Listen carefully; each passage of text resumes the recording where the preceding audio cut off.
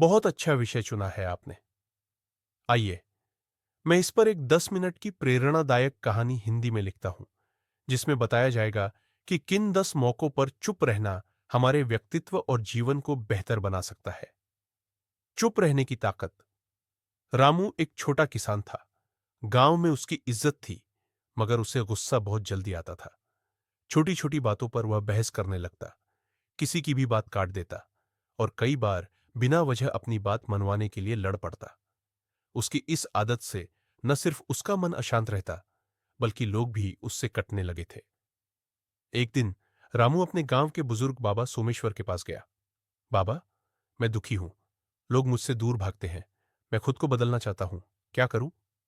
बाबा मुस्कुराए और बोले, बेटा, अगर खुद को बदलना है तो 10 जगहों पर चुप रहना सीख ले। रामू चौंका। कैसी जगह बाबा? तब बाबा ने उसे ये 10 बातें सिखाई। एक, जब गुस्सा आए तब चुप रहो। बाबा बोले, गुस्से में बोली गई बातें तीर की तरह होती हैं।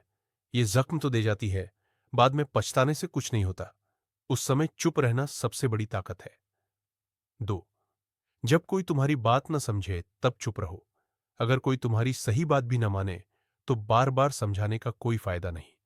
समय के साथ सच सामने आता है। जब कोई तुम्हें उकसाए तब चुप रहो।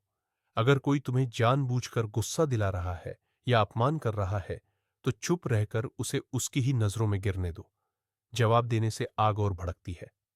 4, जब बिना मतलब बहस हो तब चुप रहो। कई बार लोग बिना तर्क के बहस करने लगते हैं।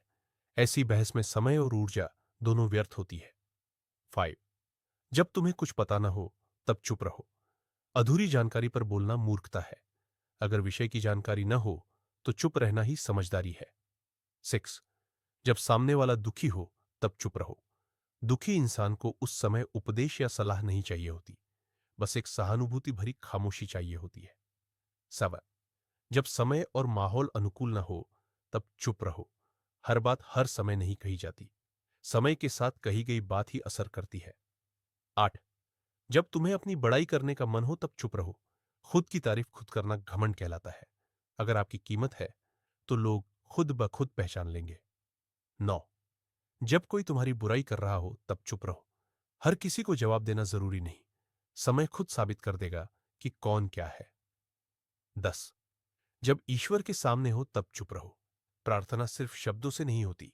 कभी कभी मौन रहकर ईश्वर का स्मरण करना आत्मा को सबसे अधिक शांति देता है। रामू ने बाबा की बातें गांठ बांध ली। धीरे धीरे उसने खुद को बदलना शुरू किया। जब गुस्सा आता, चुप रहता, करता, मुस्कुरा कर छोड़ देता। उसकी खामोशी में ताकत झलकने लगी। अब गांव वाले भी उसकी इज्जत करने लगे। कुछ महीनों बाद वही रामू, जो कभी गुस्सैल और बहस करने वाला था, आज सबका प्रिय बन गया। सीख, खामोशी कमजोरी नहीं, बहुत बड़ी ताकत है। सही वक्त पर चुप रहना इंसान को ऊंचा बना देता है। अगर चाहें तो मैं इसे और भावनात्मक या प्रेरक रूप में भी लिख सकता हूं।